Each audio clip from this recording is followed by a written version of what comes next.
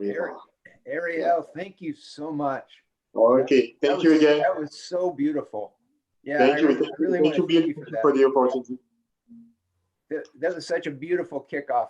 And now I wish I could spend more time talking about what you just did, because there's so much beauty in there that I want to talk about when we get to the panel discussion. But yeah, now, sure. I believe Siobhan, if I'm correct, we're on our way to we're on our Ariel. Mohamed Essa. Yes, we are going to our next speaker, and then we'll see everybody back at the panel.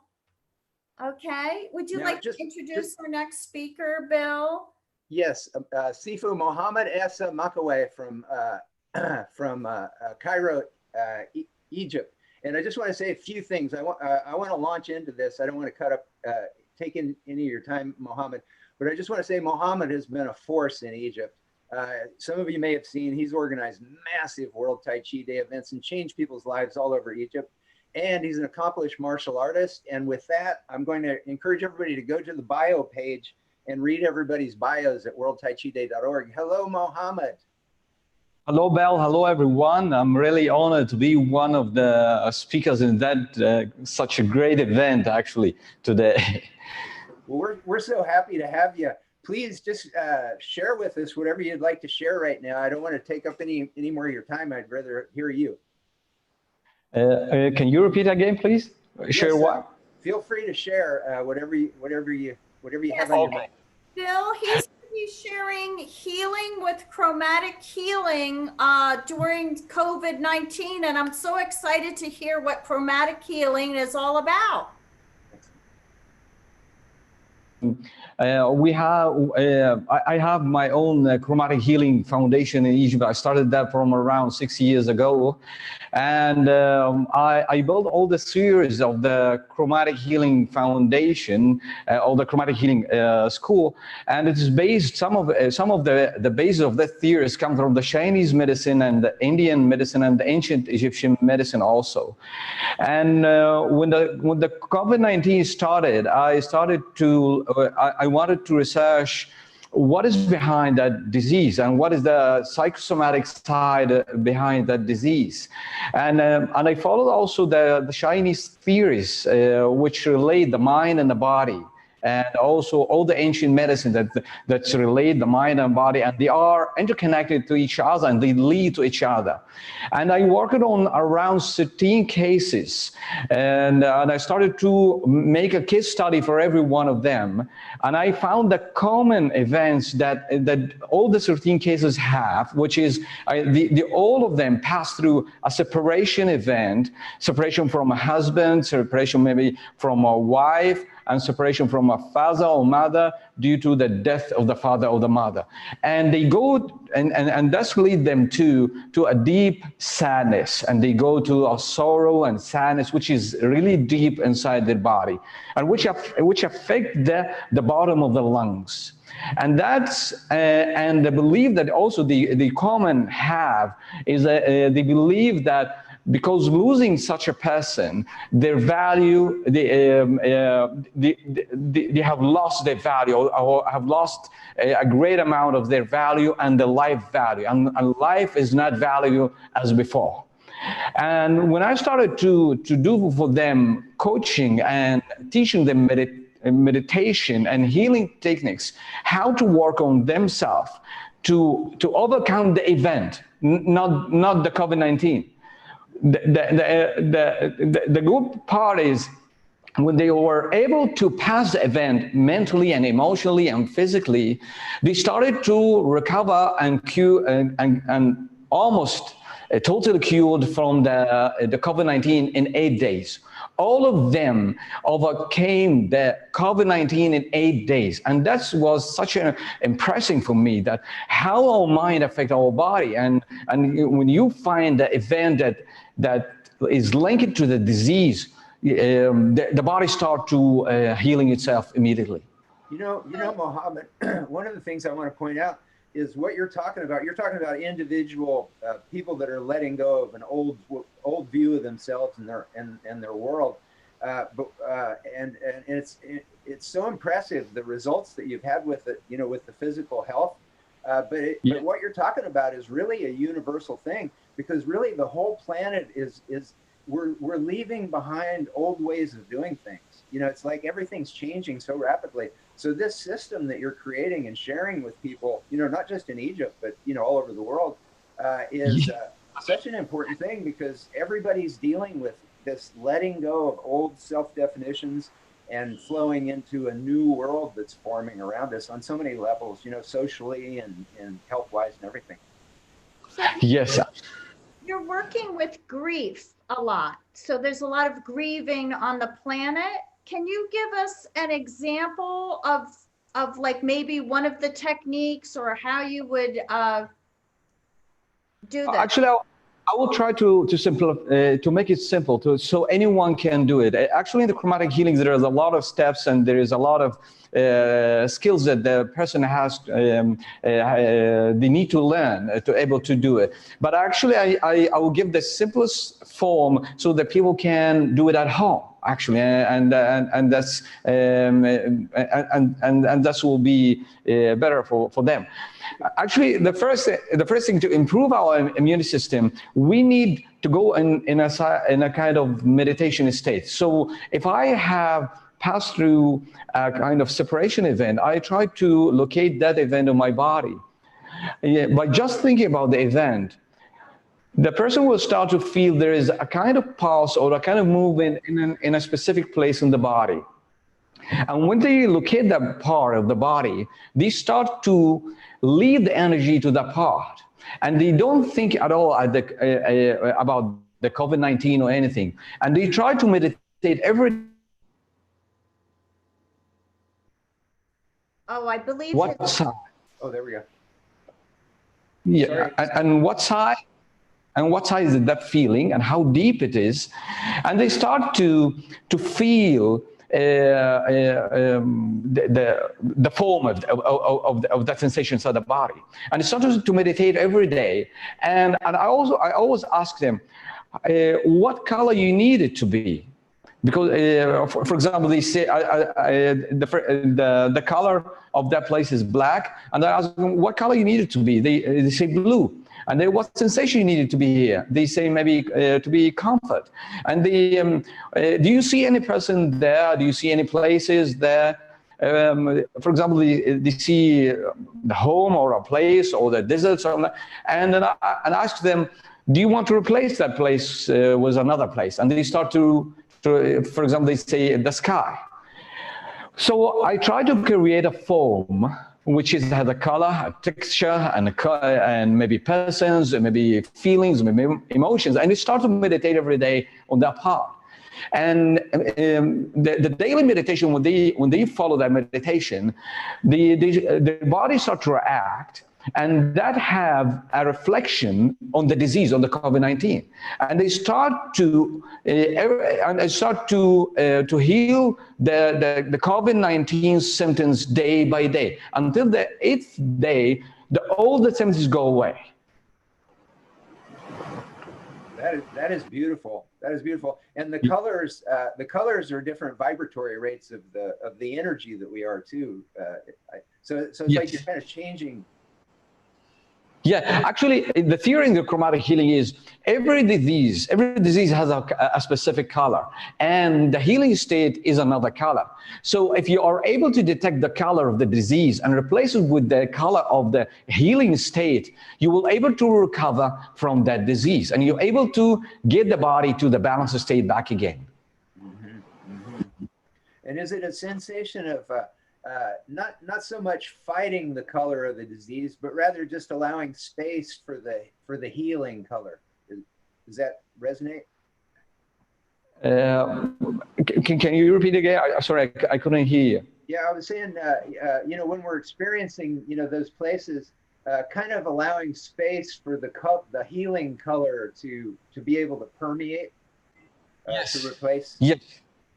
Yes, actually, the chromatic healing see the human body is a kind of from abstract view as colors only. We don't see the body, we don't see the emotions, we don't see the beliefs or the mind. We see only a kind of histogram of colors. Any kind of a change of that colors, it affects our health and mind and body. So you can see yourself as a kind of a collection of colors. They are integrated together and they are interacting together, and a kind of colors is flowing inside the body and outside the body also. So we are full of colors. And when you're going through the processes,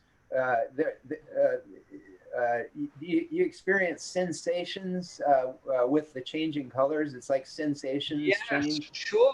Sure, yes. And actually sometimes the symptoms, they start to move. If they feel pain, for example, in the lungs, we found that the pain start to move, maybe down. Okay, they say, okay, I can feel the pain is moving. It's not here anymore. It started to be down. It's more down until it go out of the body. That's beautiful. You know, I wish, hopefully in the future, we can create summits where we can spend way more time with everybody, because, Ariel and then you, it's like I have so many questions and so much to talk about what you've said, but we're running out of time, so we can talk more in the panel discussion. But now I think that I just want to thank you so much, Mohamed. Just for being the human being that you are. You've been such an inspiration to so many people around the planet, and for sharing what you shared today. It's awesome. Thank you very much, Bill. Actually, you inspired me a lot also, by the way. Oh, thank you. Thank you. That means a lot coming from you. Actually, we have 9 minutes. So Sifu Mohamed, we would love for you to do some more and tell us some more. I have one question. I'm assuming you can see colors, you can see auras. But when you're working with a client, are you asking them what they see or feel as a color in their body, or do you guide them on your perception? Actually, sometimes we ask them, but actually, one of the skills that I teach to my students is the biofeedback response, which is I detect with the biofeedback the colors. So I don't depend on my visualizations or my eyes to see that, but I use my body to detect as a kind of measurement tool to able to detect the degree of the colors. So we measure the colors. We have a kind of set of colors. We go through that colors until we detect what kind of color is maybe deficient or maybe excessed. Because the disease, the imbalanced state of the disease is falling between the excess or deficient.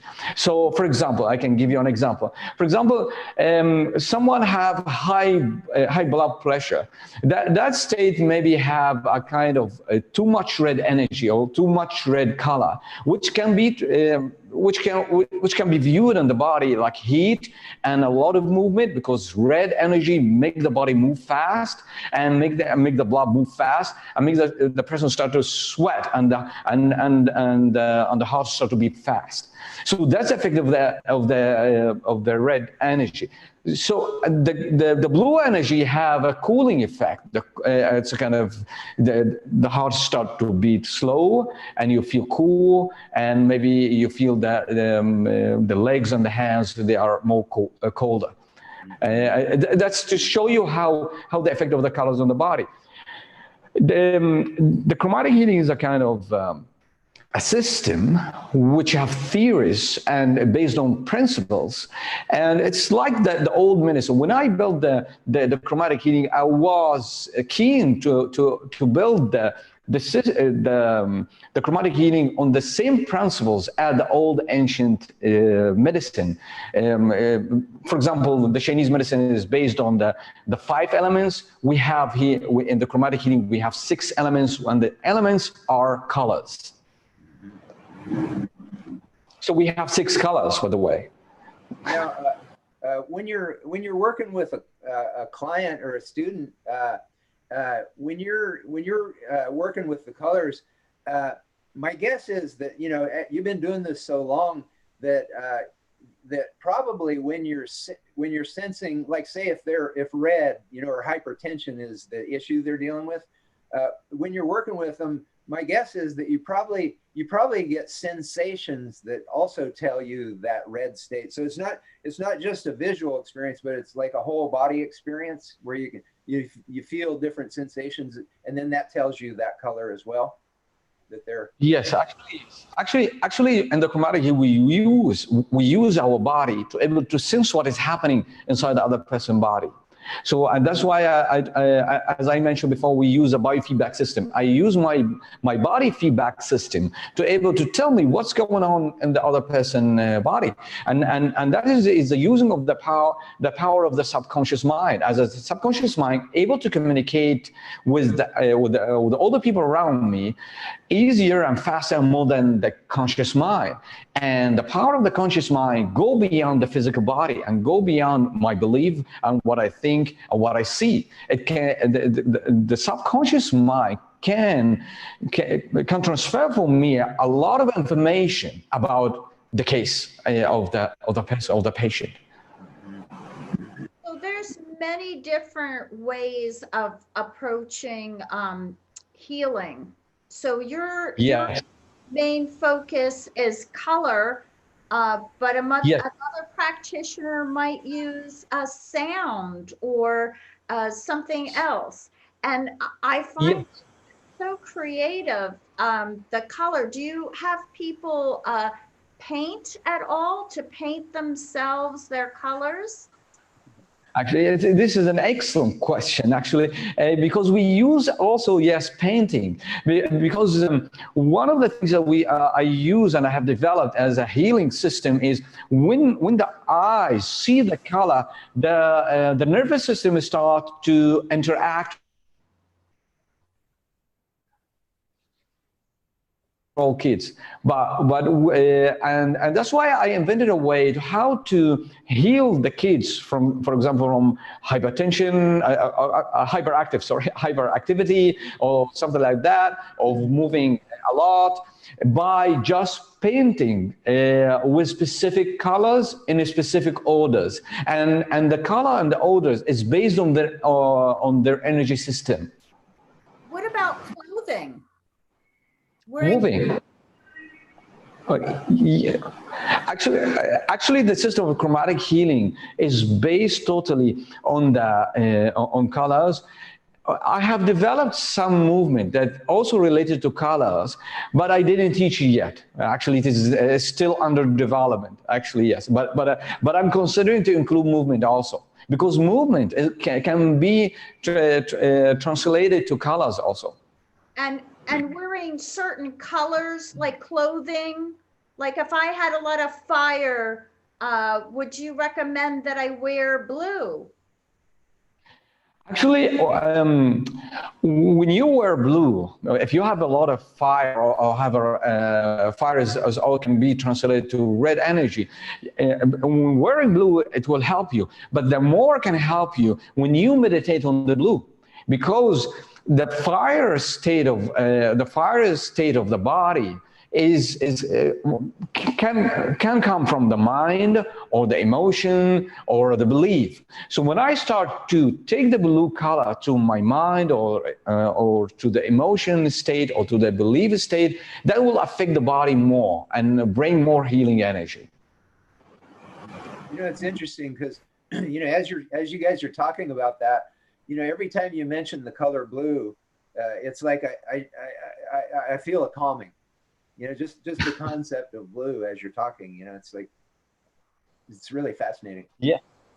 We have 2 minutes left. Sifu Mohamed, do you have anything else that you would like to share with us before we go on to our next speaker, and then inviting you back to the panel? Do you have something else you want to share? 1 minute.